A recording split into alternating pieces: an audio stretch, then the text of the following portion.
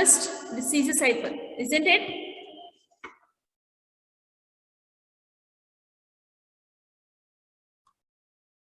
We discussed or not?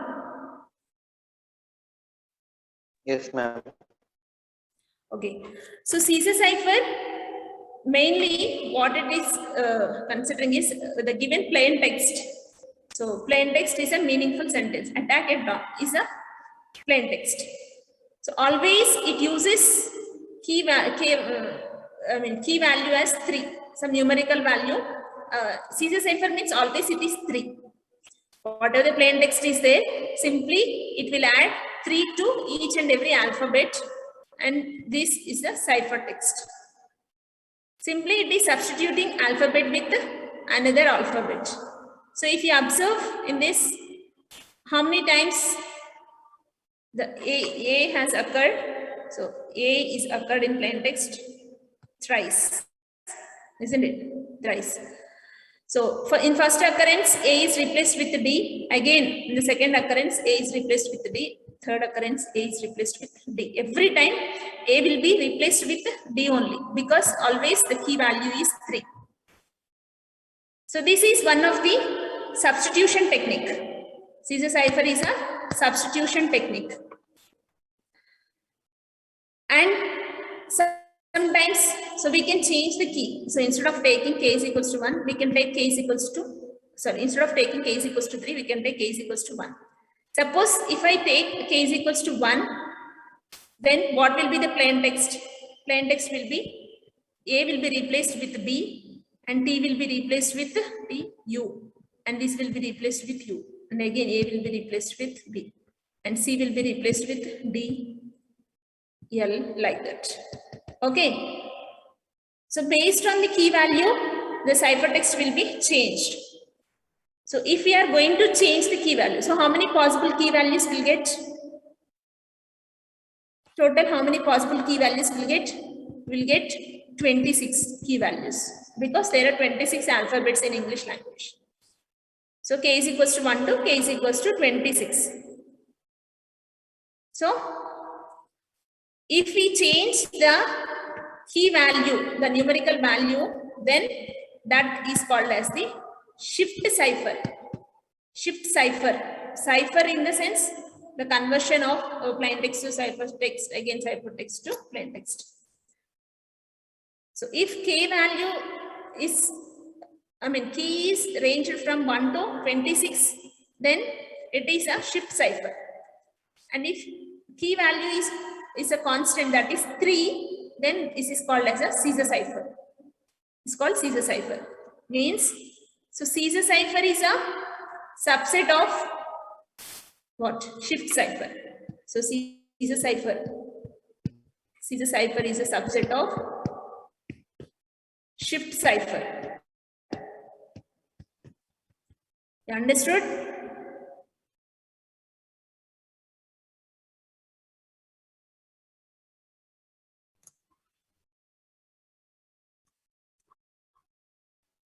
Next.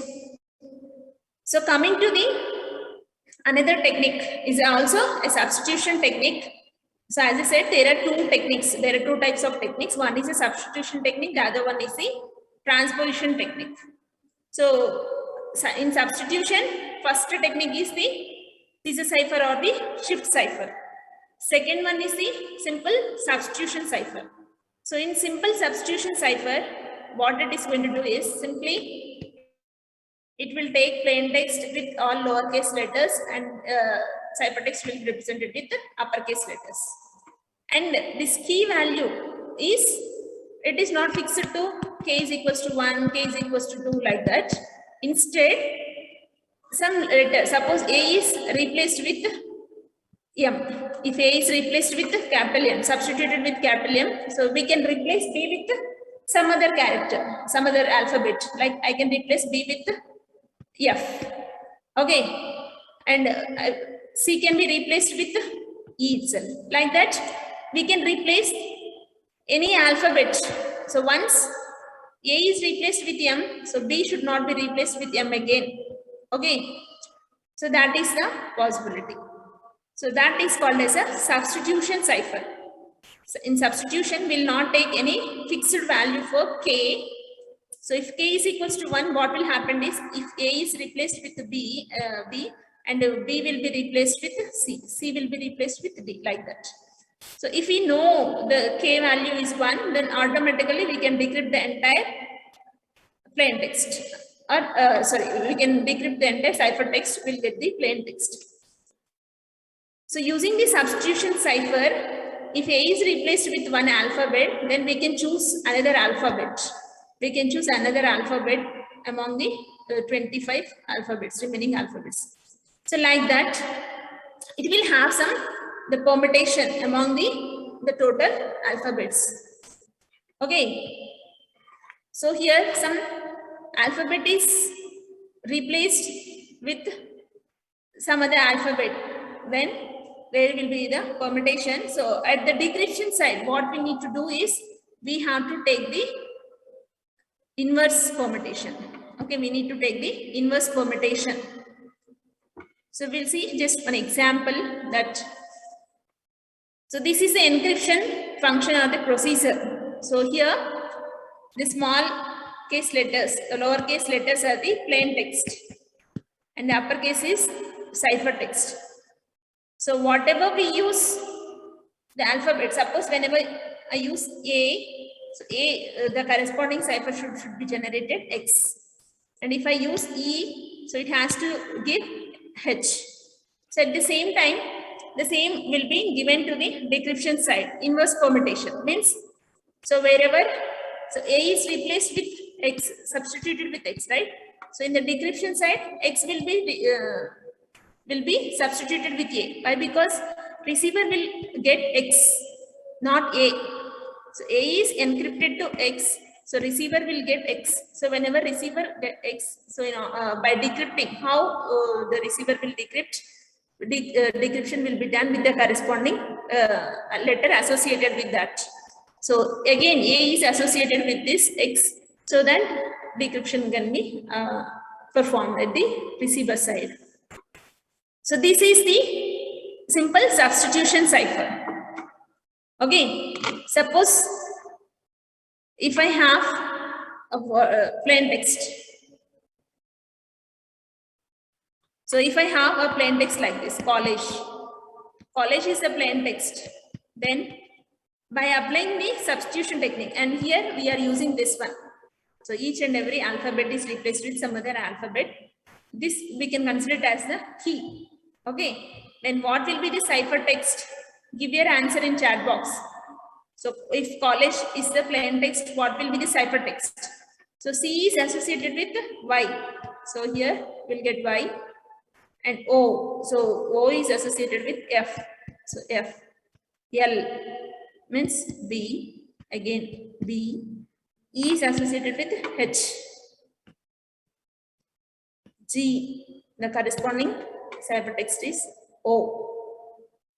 And again E. E is H. So this is the ciphertext. So if we take plain text as college, and the ciphertext will be YFBBHOH. So this is unreadable format, isn't it? I mean, this is not a meaningful word. So this is the simple substitution method. Suppose if we take the same key. So here, by using this permutation, so if this is the ciphertext, this is the ciphertext, and what will be the plain text? What will be the plain text for this? You take the screenshot. All of you take this screenshot. This one. First one, I mean the key, permutation of this key, as well as the second one, ciphertext.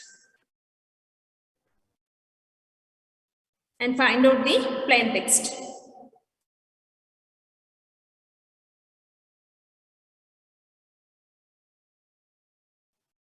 Okay, and so here, so as I said, the substitution technique means alphabet will be substituted with some other alphabet. So in Caesar cipher or shift cipher, it will be replaced always with the same alphabet, whereas in substitution cipher, it will be replaced with multiple, depends on the key we are taking. But even in Caesar cipher, shift cipher, or simple substitution cipher, in all the cases, whenever an alphabet is there, that alphabet will be replaced with the same alphabet every time. So that replacing with the same alphabet is called as the monoalphabetic cipher. So here these are the Caesar cipher, shift cipher, and substitution. All these are the monoalphabetic ciphers. So in monoalphabetic cipher, so once the opponent is getting the ciphertext, so opponent can break. So by applying brute force technique, by applying all possibilities, like suppose if we use some shift cipher, where if I use a k value is 10, then what the opponent will do is, will take the ciphertext, whatever is there. So it will take, opponent will take the possibilities like k is equals to 1, k is equals to 2, k is will take all the possibilities up to k is equals to 26. So wherever that ciphertext is matches, so wherever by applying k is equals to 1, so it will decrypt to, it will decrypt and then it will get some plain text. If that is meaningful, then the opponent will consider that is the plain text. And the key is, yes ma'am. Excuse me, ma'am. Yes, tell me. Ma'am, in the previous question, you showed two things, right? Encryption one and the decryption one. Yes. So, yeah, ma'am, in the previous one. So you gave a word called college. So, like, from where do we decrypt it, ma'am? You encrypted it with the above, you know. Yes, yes. This is for decryption. The second table is for decryption. First one is for so we have to encryption. use the second table for decrypting it, ma'am. Huh?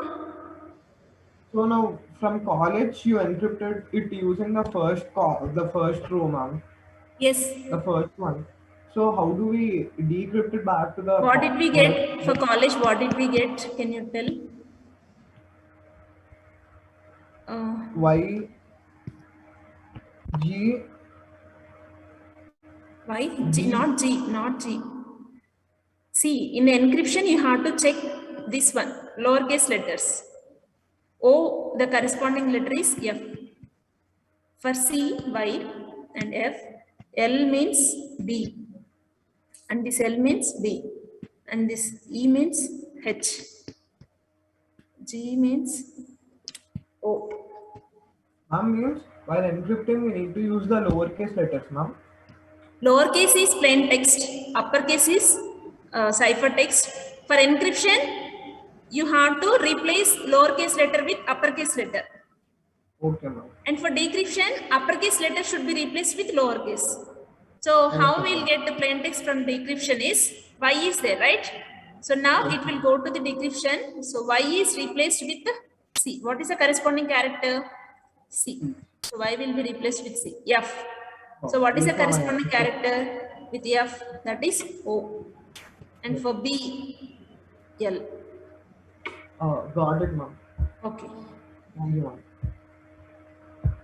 So here this is a ciphertext. You take this and you convert. And so here in monoalphabetic, I mean whatever we discussed are the monoalphabetic. So using the Caesar cipher, directly we'll get, because Caesar cipher key value is always 3 for Caesar cipher.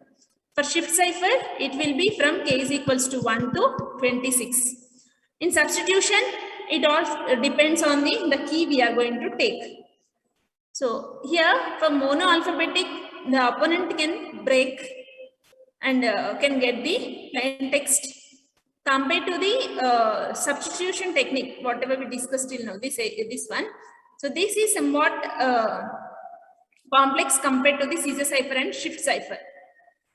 So the frequency or the feasibility of, or the probability of getting the plain text. So here is each alphabet character is mapped to unique alphabet in all the cases.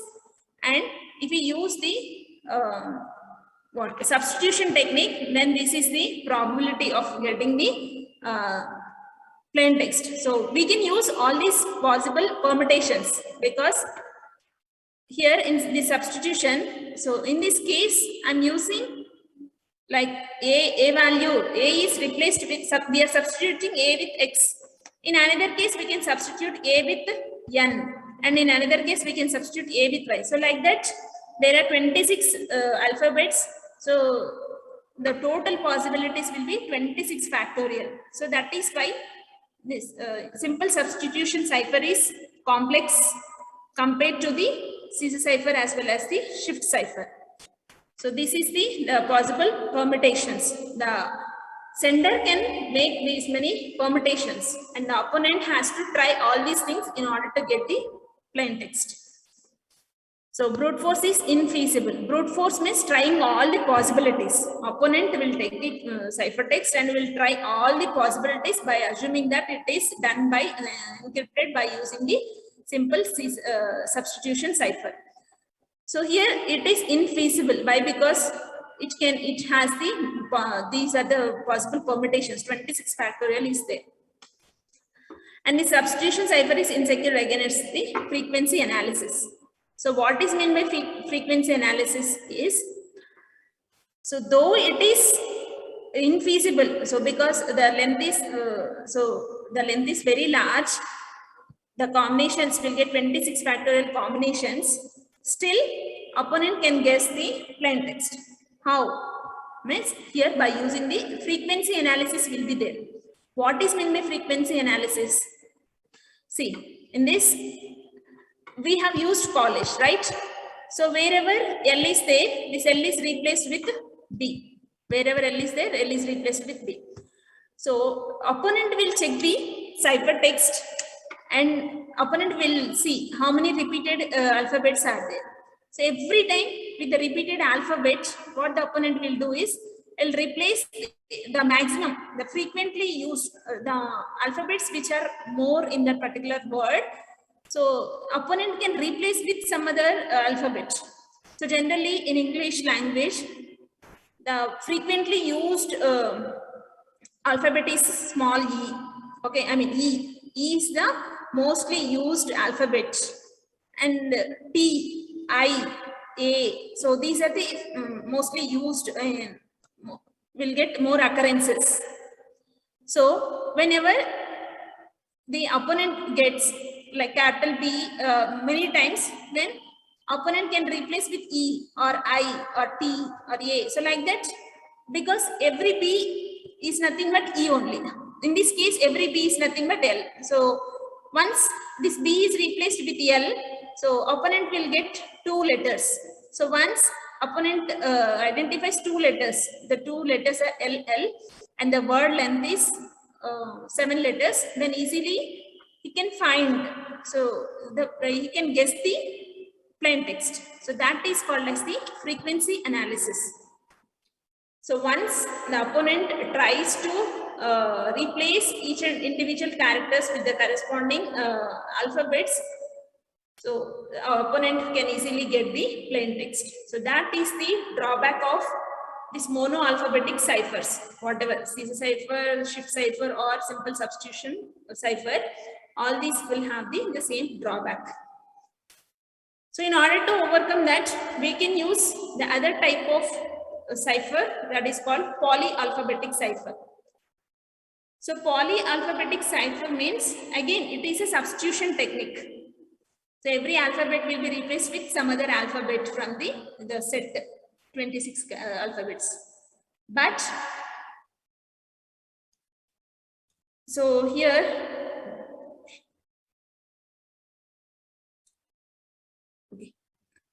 so how it will be how it will be done in polyalphabetic is, suppose we have used the example college. So L may be, first L may be replaced with some character, some letter B, and second L may be replaced with some other letter M. So that the opponent cannot guess the plain text. So how it will be happen? So what is the procedure? Is In polyalphabetic cipher, again there are many techniques. So one among them is the Playfair cipher is a technique. So we'll see what is how the procedure of Playfair cipher. What it is going to do is, instead of taking the key value as a fixed integer number from 1 to 26, it will take some keyword. So this keyword is the key. Okay, Playfair cipher uses some keyword or the word as some key. So in this example, so keyword is Charles. Charles is a person who invented or developed this particular technique. So here key is Charles, and what is the procedure is, there are total 26 alphabets in English language. So here the technique is, first will take sender will take a 5 by 5 matrix, will take a 2-dimensional 5 by 5 matrix. So with that 5 by 5 matrix, will replace all the alphabets in that particular matrix. Replace all the alphabets. So initially it will be replaced with A, B, C, D, E, F, G, H, sequentially H, I, J. But there are 26 letters, right? So that I and J will be replaced in a single cell. I and J will be placed in single cell. Remaining all will be placed individually and sequentially. So finally we'll get Z. So this is the first step. We have to take a 5 by 5 matrix, and so before going to take the plain text, first we'll consider the key. Sender will consider the key. So key is Charles. So what the sender will do is, so first in that 5 by 5 matrix, so instead of taking all A, B, C, D sequential alphabets, so first thing is what? Charles. So here first I'll write the key. Okay, first key will be replaced in this 5 by 5 matrix. Then in this key, whatever the characters are repeated, alphabet, if any alphabet is repeated, will not consider the repeated alphabet. Alphabet will be written only once. Then the remaining. So here A, B, C, D. So A is already placed. So it'll check for B, whether B is there in the key or not. B is not present. So it will be replaced here. And then C. So we'll check for C. So whether C is placed in key or not. So C is there. So next alphabet is T. So E is also there. So F. Then G. So G is not there. G. H is there. I. And J will be replaced here. Okay, both will be in a single cell. Then K. L is there. M. N. So like that. Okay, first step is key will be placed. So after placing the key, the remaining alphabets will be placed sequentially. So if you observe C, H, A, R, L, E, S, this is the key. This is the key. Okay. This is the key. Now remaining alphabets are placed till Z. Next. What so how next sender will take the plain text. So this is the plain text. So meet me at the bridge. So this is a text sentence. So this is the plain text. So once you get the plain text, what the sender is going to do is split the sentence into. So you split the sentence like. So instead of taking these multiple words, so sender will pair up each two alphabets. Every two alphabets will be considered as one word. Okay, every pair of two characters or alphabets will be considered as one word. So here this will be divided. So meet me at the bridge will be divided. ME is the first word, ET is the second word, again ME is the third word, AT fourth word, like that. Every two characters will be formed into a word. Okay, so like this. So finally, E is in there. So last character is E, but there is only one character. So here,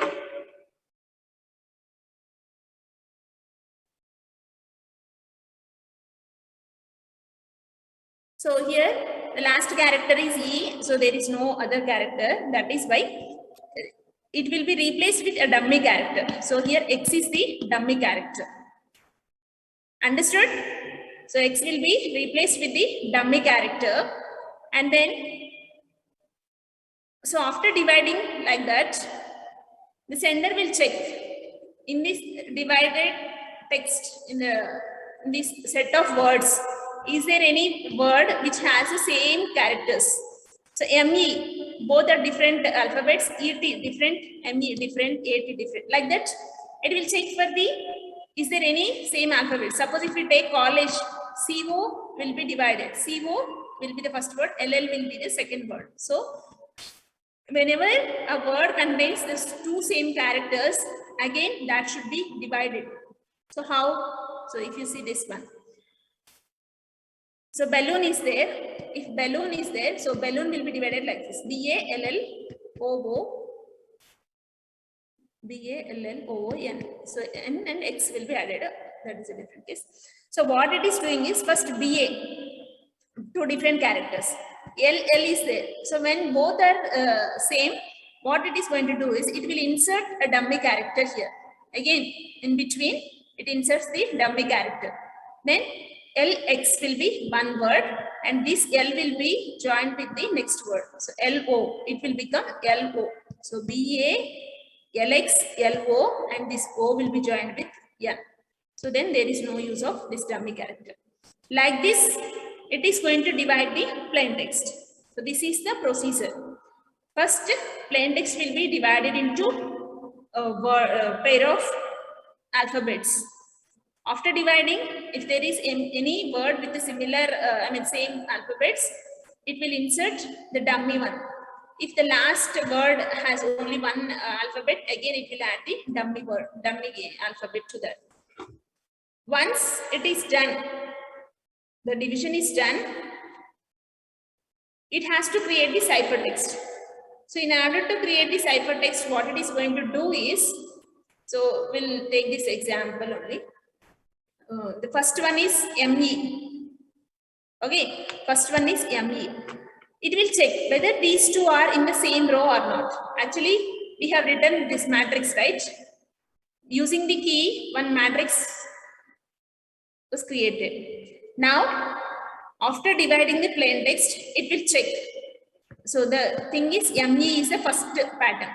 So whether M and E are in the same row or not. There are three cases. One is both are in the same row, or both are in the same column, and third case is both are in different row and different column. These three are the possible cases.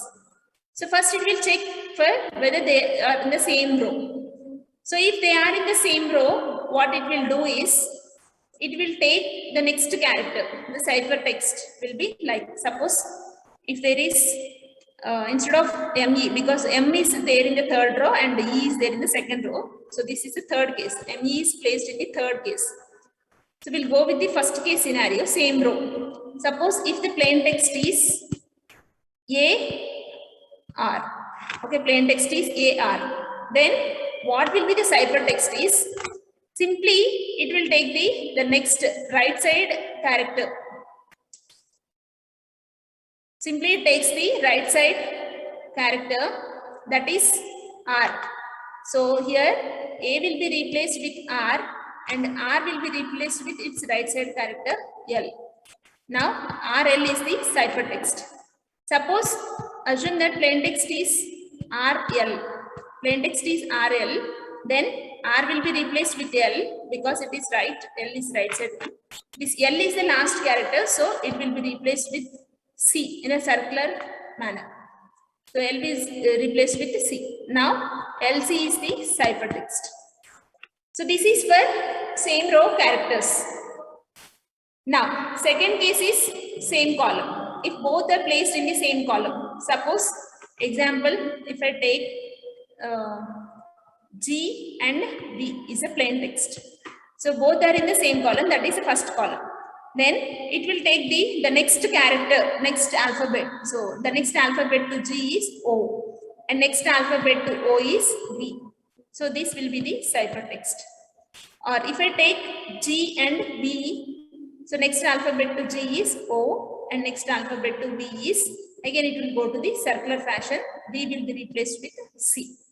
It will get OC. So this is the case 2, how a ciphertext will be generated. So if the plain text is GV, ciphertext will be OV. Sorry. GO. If this plain text is GV, ciphertext will be OC. Now, coming to the third case, if they are in different row and a different column, how the ciphertext will be generated. So our example is ME. So M is in the third row. So M will be replaced with what? It will go to this row. It will go to the row, third row, and it will take the column of E. So wherever the intersection is there, that is G. M and E, the intersection point is G. So M will be replaced with G. Again, for E, so it will take the row E. So wherever E is there, it will go in that row. And then wherever M is there, it will take in that column. It will go to that column.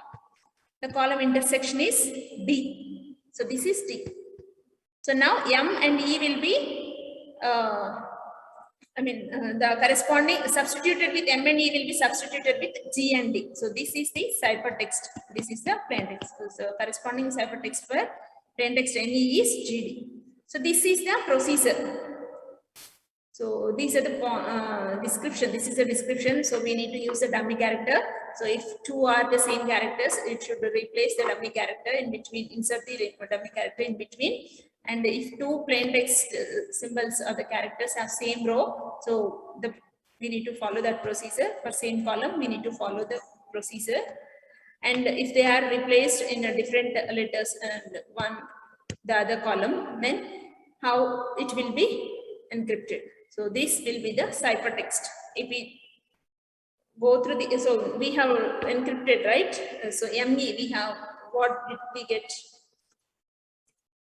We got GD, isn't it? We got GD. This one. So if we take the second one, after division, this is the text.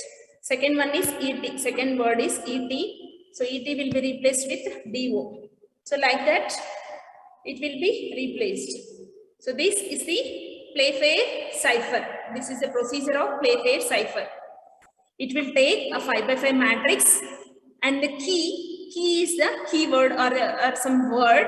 So first word will be replaced in first row if possible. If not, it will take second row. Then it will start writing the alphabets, placing the alphabets in a sequential manner which are not present in the key. After filling the table 5x5 matrix, divides the plain text into the words, which has each word will have the 2 characters. If the last word has only 1 character, it replaces, it will add dummy character X. Then, if any word has same characters, again it will insert a dummy character between them so that the size will be increased. And then, so it will find out the ciphertext. In order to find the ciphertext, it will check the 3 cases. If they are in same row, it will use some procedure. If they are in same column, some procedure. If they are in different column and different row, the other procedure. Finally, it will generate the ciphertext. This technique will not place the same character. Suppose in this one, E is there. So here, E. So in many places, 4 occurrences are there. M, E, and the last character is also E. But if you observe the ciphertext, so first 2 E's are replaced with the D, but the last E is replaced with V, and the third occurrence of E is replaced with the D. So like that, the same alphabet may not be substituted with the alphabet. So that is the advantage of polyalphabetic. This is one of the techniques. Playfair cipher is one of the techniques. There is hill climber and missionary cipher. We'll discuss in the next class. Understood? Any doubt, ma'am?